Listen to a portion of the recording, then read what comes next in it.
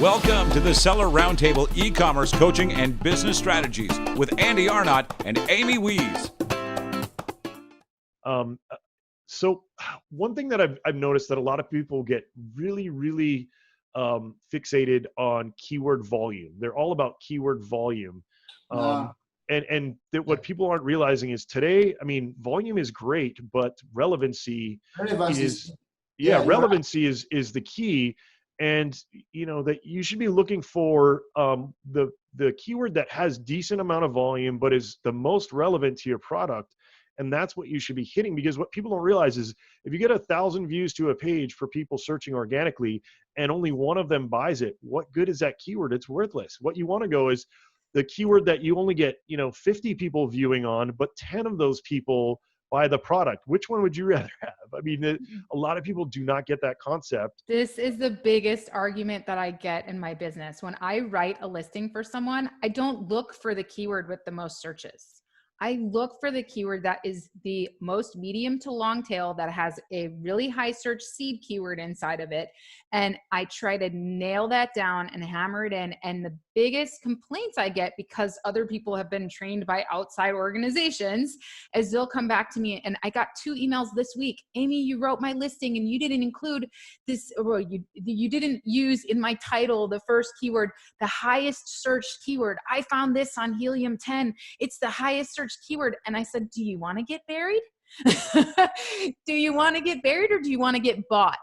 And so, but I'm constantly defending that, because many people don't understand that concept, that you want people with the intent to buy behind your product, that are looking for that relevant search result, that see, yes, I'm looking for the blue thing with this many, that's long and that's this many inches. I'm looking for that.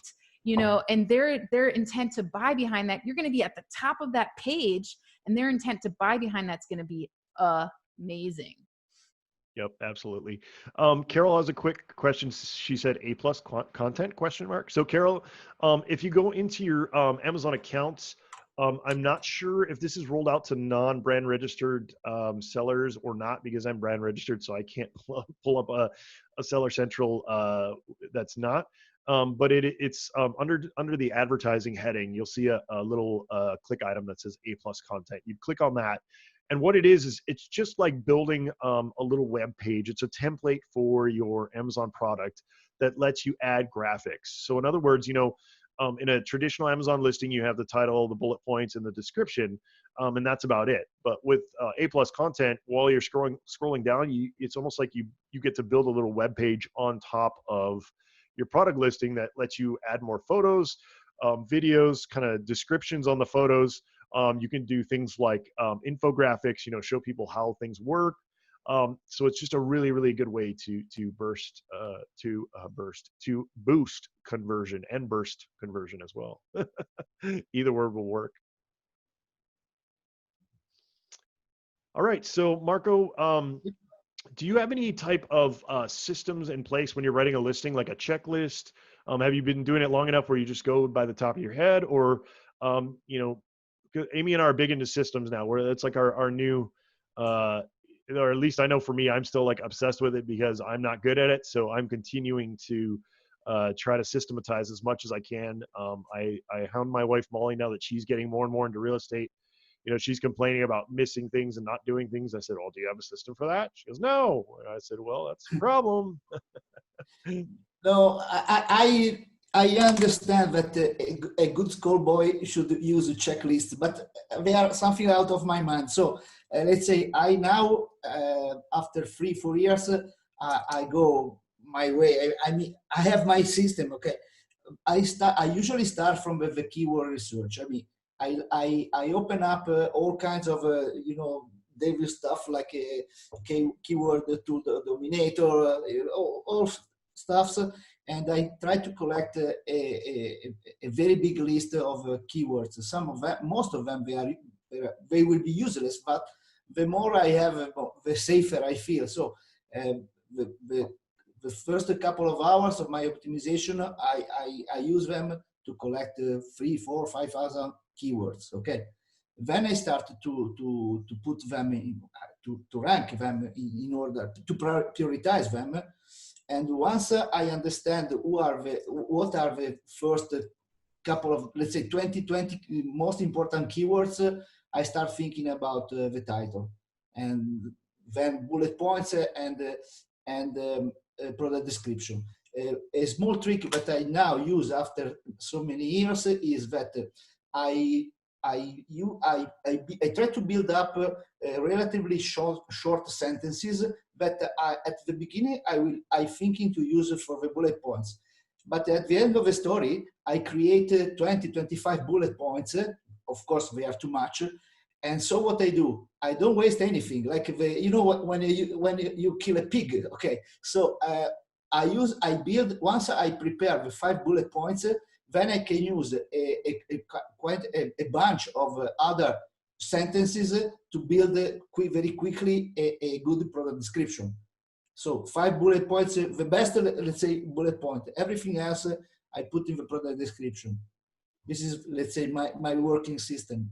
Gotcha. Uh, What do you think of in terms of seasonality? Do any of your clients come to you and say, "Hey, I want to get some Christmas stuff going," or are you doing any of that? And if so, how do you approach your listing building differently than normal? Usually, I try to, if a customer asks me like this, something like this, I try to include this. I have a list of let's say keywords. Some list of keywords. Every list belongs to San Valentine or Easter or Halloween or Christmas and so New Year's Eve and everything.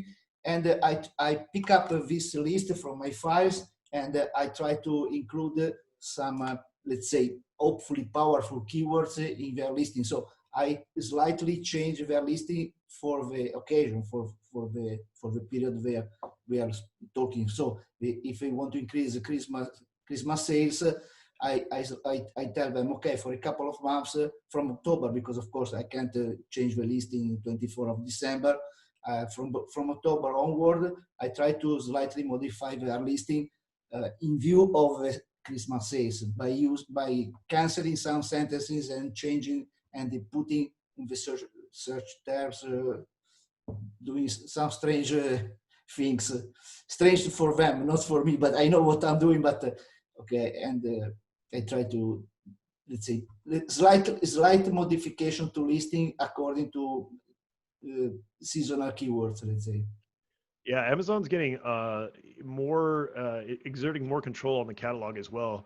Before, even if you're brand registered, or when you're brand registered in the past, you could easily change your title. Now I've noticed, even though I'm brand registered, sometimes they won't let you change the title. You have to go to the catalog team and say, "Hey, you've locked my title. Why?" And usually the titles that they lock it to are horrible. They are Amazon best practice or what they preach, but is not what's going to get you the most amount of sales. So you have to go in there and kind of wrangle with them. What I did notice though, and I don't know if this still works, I haven't tested it recently, but how you can kind of get around that, I've noticed, is if you change just a couple of words at a time. Yeah. So change a couple of words, save it, it'll update, and then you go back, the next day, then you update a couple more. It's extremely tedious. You are better off just to go to the catalog team. But what the catalog team will do, which this is why I love this trick, is if the catalog team says, "Oh no, we need a link to your website to make sure that that's what it's supposed to be," is you just spin up like a WooCommerce site, even if you don't have, or a Shopify site or whatever, and you make that listing exactly how you want it to look on Amazon, and then you send them the link and they will update it to that. So This is the number one reason I tell people to have a website, because, well, other than you should have a website, like, right. Hello, you should have a website. Why don't you have a website? But yeah, it's so easy, and it's totally love it. But not everybody has the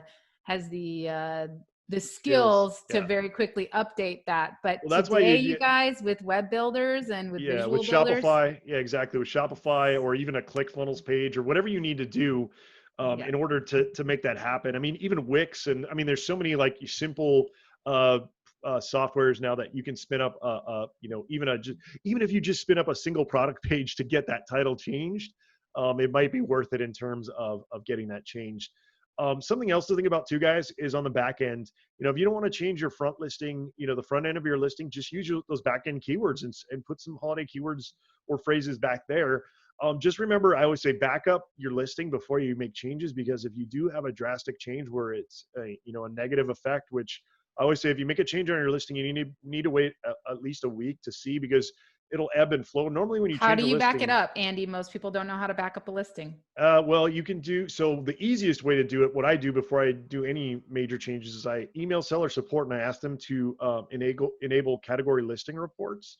And then that'll let you download your entire catalog in a format that will let you re-upload it after you make mass changes. It's also great for backing content up before you make any big changes. Now, if you are a seller SEO user, we have version control on our listing builder on Listing Lightning. So you can actually build your listing, save it, change it to what you want it to be, save it again, and then jump back and forth depending on what version that you want to go back to or go forward to. So that's kind of kind of a self plug, but also something really simple and easy to do that makes life a lot easier, so you don't have to do all this stuff manually. All right, so Marco, any advice you want to give that we haven't covered yet in terms of getting a listing that you feel is going to be a winner? So, any advice? Yes. $1 million question. Yeah, sorry, that's not really. Okay, so we'll hit some questions here before we move on, and I'm sure Amy might have some. Amy always has some good questions that she jumps in with to follow me up. But so Carol's asking if I developed the Airtable system. So Carol, I think you might be talking about the PPC system that I talked about like a lot of episodes ago that I built in Airtable, but it ended up being about 140 lines long. So I decided to scrap it, because if I were to pass that off to somebody else, it would just be, you'd want to pull your hair out, especially since those processes are changing so quickly. We built Amy and I are in the process. We're about a little more than halfway through our PPC masterclass. And that's where we're kind of, teaching everybody how to do PPC, and that's with step-by-step kind of instructions and best practices and things like that. If you want to check that out, it's our on our agency website, digitalfire.agency/shop, for all of our different services that are available and trainings that are available as of now. We're updating all those right now, so you'll see even more of those here soon. We got some more questions here. Kevin's asking, Marco, this is a great one for you. How do you optimize in EU markets with the language barrier? So somebody from the US trying to optimize overseas, unless they're going to hire you, any suggestions? I know a lot of people are probably using Google Translate and things like that. Is that what you suggest, or do you have any? When I started my agency, I adopted this system, which is a simple but quite efficient, let's say. But of course, I passed through many mistakes. First of all, I start optimization in my own mother language, in Italian, okay? Once I optimize the page, I put all the SEO and everything. Then I created a small network in each country, which means Spain, France, Germany, UK. I took agreement with at least a couple of professional translators. Some of them, they were already friends of mine. Some others I found on the way. So I prepare my page in Italian. Once it's 100% ready, I send the page to them, to each of them. If the customer asks me for a translation optimization for Spanish or France, Amazon France or Amazon Spain, for example. Once I ask them to return the page within 24 hours, 48 hours. So I give them a couple of days, so they are not pushed too much by me. Once they send me the literal translation, I empower it, I enforce it with SEO. Why? Because even if I want a perfect literal translation, but for me is a starting point, which means once I have the Spanish version of the Italian page, optimized Italian page, then I need to put some relevant keywords. And this is not a work that the translator is supposed to do. I do by myself. But so the basement of the building is the Italian page. The development is the literal translation in the other foreign language, European foreign language, and the final point is my SEO optimization in Spanish or in French, for example. Oh, So this is awesome. the system. Don't use Google. Okay, I use a DeepL translator. I use a Google Translator, but the Amazon series is totally another thing. So I prefer to pay some money to a good professional translator, mother language, and once I have the page that is perfectly translated, then I put some SEO and they publish. Excellent. So Kevin was asking about method to back up photos. So Kevin, if you pull that category listing report, usually it also backs up the photos because it'll have a link in your main, at least the main photo. I don't know about the secondary photos, but if you pull that report, you'll see on the main photo column that there is the URL to the photograph that was in place when you pulled the report. So if you re-upload it, it should go back to the way it was. Now, a caveat to that is if somebody screws up a parent-child listing, that it can get mucky. I mean, I remember it's gotten so much better now, but I remember years ago literally having to spend days of my life, even with that category listing report, trying to update parent-child relationships and having like one little thing wrong and it spits out, said it was wrong. You know, they didn't have that draft option where they have now, and they have all these tools in place now that make it so much easier, but it used to be literally like pulling teeth. Andy's saying for the tip on the catalog team, he tried to get his title updated and they still restricted him to 80 characters. Yeah, Andy, it's one of those things where you have to keep hounding them. I always say if you don't get what you want on Amazon from one seller support agent, just keep submitting it. Somebody else might make it happen for you. But yeah, they're getting really hard to deal with when it comes to actually having an optimized product title and some of the other parts of the listing. And this is why it's really important to nail it from the very beginning, because if you put the correct listing and the correct title in there from the start, it'll probably go in without any issue. It's when you need to change it that it becomes a problem. So really get after your listing optimization or hire a professional from the start, so that you're not having to make major changes. Often if you're just having to make a few changes, it's okay. But if you're trying to change around the whole, if you're using somebody like me who's going to try to set your canonical URL and, you know, have everything right in your title, well, Amazon's not going to like that. They're going to send back this, well, it's not within our style guideline and you need to have the brand here and the sizing here and stuff that doesn't even make sense for your product, right? So, you know, that's when I have to get like super, what I'll do if somebody has that problem, they'll come back to me and say, Amazon's saying this. So I literally copy and paste the format that they wanted in, and I just use the same title and just change around stuff. And then we resubmit it and it usually works. But yeah, you have to do it exactly like they ask, but you can still sometimes make your own little tweaks and play the game. So Andy's asking, holiday phrases are those generic? Are these generic best example Christmas toy for 3-year-old, or do you need to be specific to your product? Best dinosaur toys for Christmas 3-year-old toys. So Andy, you don't want to go too specific. I think you're talking in terms of PPC. On the SEO front, you can go fairly specific, but on the PPC side, you want to go a little more broad than that, because otherwise you'll get very few impressions. So I think that's what you're talking about. Another really cool tool that I use to spin up a lot of keywords and things that people don't think about. It's kind of a secret tool. I can't believe I'm sharing this, Amy. You know, I always overshare. I can believe it. It's keywordin.com, and there's a couple options. One says generate keywords for SEO and PPC. And what that does is it let you use modifiers. So you can do a list of modifiers on one side. So they have examples in there right now: buy, shop for, purchase, and then another modifier, black, white, and then another modifier, cheap, used. So when you plug all those in and you hit generate, it will literally give you every different version of that those keywords, so that you literally have like anything anybody would ever type to find that product. Whether it's color, whether it's, terms like buy, shop for, purchase, cheap, used, etc. And that will generate a huge list of, and we've been testing this a lot, especially on our PPC, and seeing really, really good results, because a lot of the keyword tools give you stuff that, that are coming from like the Amazon autocomplete, but the Amazon autocomplete only goes for the most popular search terms. It doesn't go for the super long tail stuff. So you're going to generate your own super long tail phrases that are extremely relevant because they're actually going to have modifiers that people use every single day.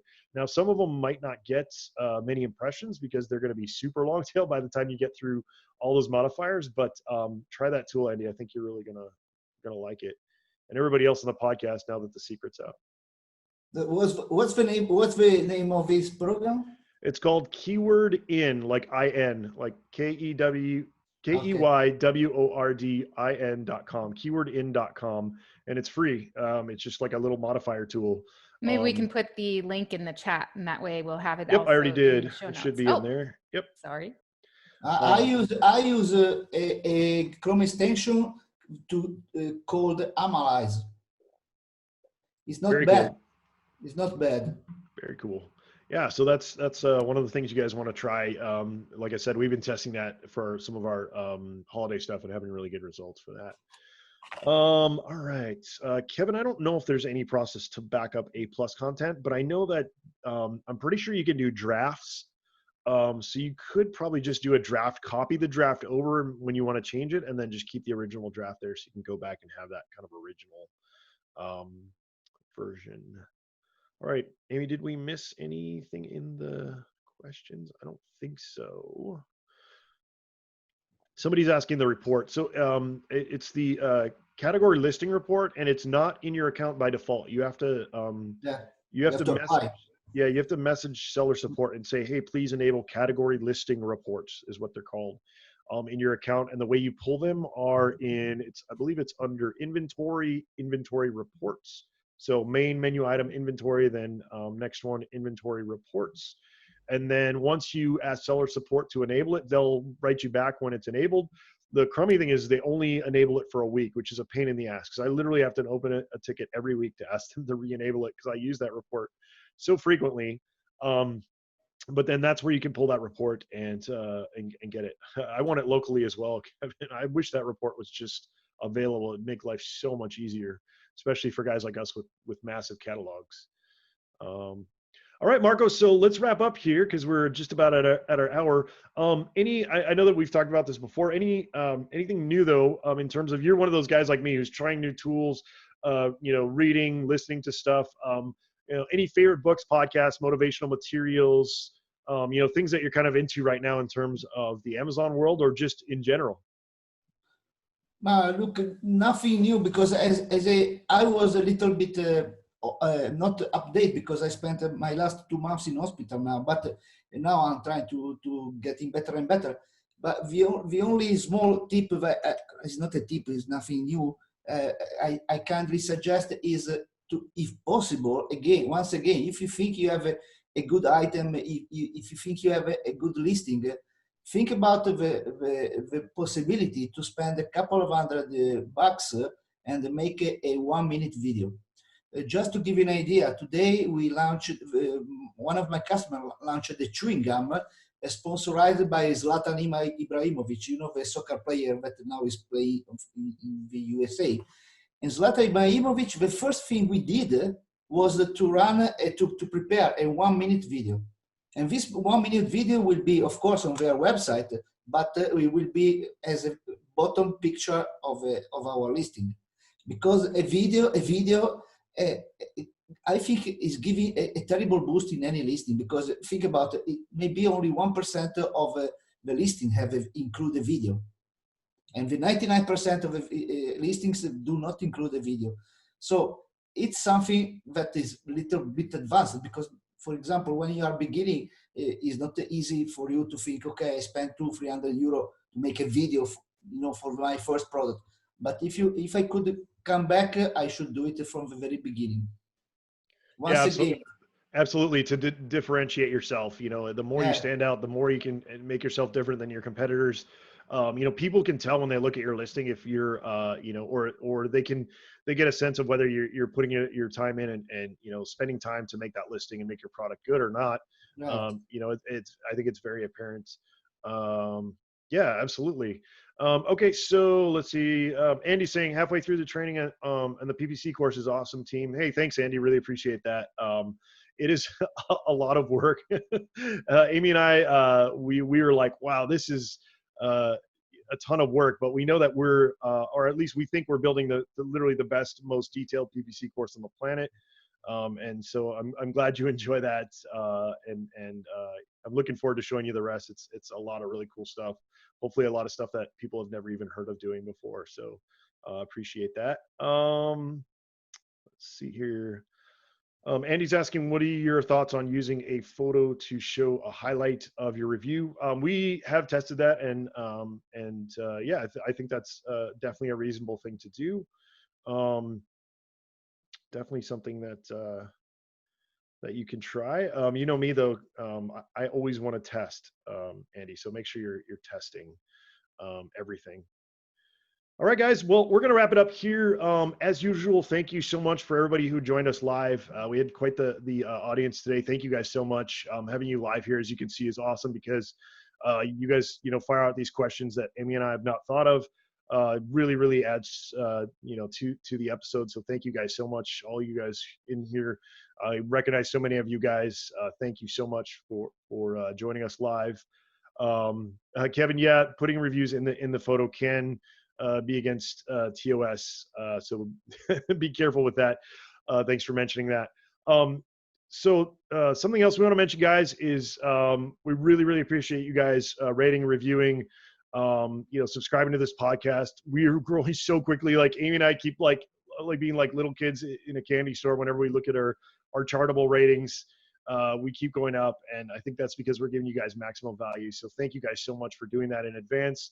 And sharing with your friends and family and things like that. I keep getting emails about people saying, hey, my friend told me about your podcast. Thank you so much. So thank you guys. We really that kind of drives us forward when you guys let us know how it's making a difference in your guys' life. That kind of gives us our little energizer bunny feeling when we hear about those things. So thank you guys so much. As usual, we do this live every Tuesday, 1 p.m. Pacific time. Join us live if you guys want to be involved in the questions, being able to talk to us and our guests live. When we're done, as usual, we do extra innings. So I'm going to end the recording here as usual, but then we're going to keep talking for probably another 10 or 15 minutes. And all that content does not get recorded. So the only way you're going to get to it is if you guys join us live. So you can do so at sellerseo.com/SRTs, the short link, and it's free, of course. You guys can jump on here and interact with us. And thank you guys so much. And thank you, Marco, for joining us. I wish this would have happened sooner. You're welcome, and a very big hug from Italy to all audience, and of course to Emmy and to you. Thank you, Marco. It was such a pleasure having you. Thank you very much. And if I hope to hear from you soon, but if not, have a good Christmas. Thank you so much, Marco. Really appreciate it. All right, guys, take care. We'll see you next time on Seller Roundtable. Bye. Thanks for tuning in. Join us every Tuesday at 1 p.m. Pacific Standard Time for live Q&A and bonus content after the recording at sellerroundtable.com. Sponsored by the ultimate software tool for Amazon sales and growth, sellerseo.com and amazingathome.com.